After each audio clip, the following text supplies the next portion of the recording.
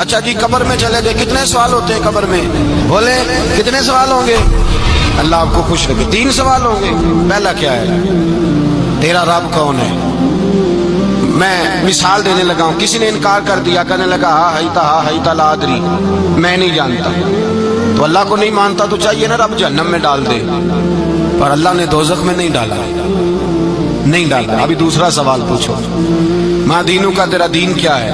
ہا ہیتا لا ادری، کافر ہے، منافق ہے، فاسق ہے، کہتا ہے ہائے افسوس میں نہیں جانتا۔ چاہیے تھا نا دین نہیں جانتا دوزخ میں ڈالا جائے، لیکن اللہ ابھی دوزخ میں، ابھی جہنم کا گڑھا نہیں بنی۔ فرمایا تیسرا سوال پوچھو، حضور کا چہرہ دکھایا، ما کنتا تقول فی حق ھذا الرجل، ان کے بارے میں کیا کہتا تھا؟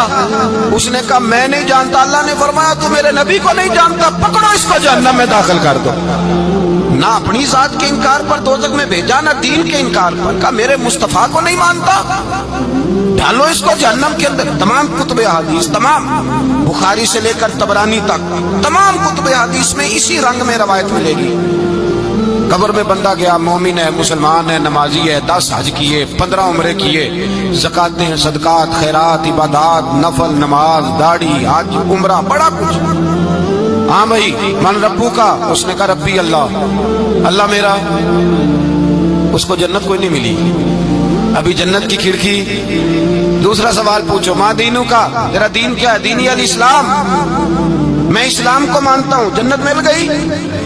پورے کے پورے دین کو مان رہا ہے، نماز کو مان رہا ہے، حج کو مان رہا ہے، زکات کو مان رہا ہے، عبادات کو مان رہا ہے، ہر چیز کو مان رہا ہے، لیکن جنت ملی۔ فرمایا تیسرا سوال پوچھو، حضور کا جلوہ والضحیٰ دکھایا۔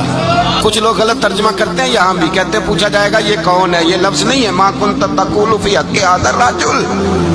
اللہ فرمائے گا یہ بتا دنیا میں میرے نبی کو کیا کہا کرتا تھا، ان کے بارے میں تو دنیا میں کیا کہا کرتا تھا۔ تو جو کہا کرتا تھا وہ کہہ کے اسی وقت پکار اٹھے گا کہ میں کہا کرتا تھا یا نبی پکارا کر، میں یہ کہا کرتا تھا یا نبی، میں یہ کہا کرتا تھا کہ دشمن احمد پہ شدت کیجئے، ملحدوں سے کیا مربت کیجئے، اور شرک ٹھہرے جس میں تعظیم حبیب، اس برے مذہب پہ لعنت کیجئے، اور مثل فارس زلزلے ہوں نجد میں ذکر آیات ولادت کیجئے، اور غیظ میں جل جائے بے دینوں کے دل۔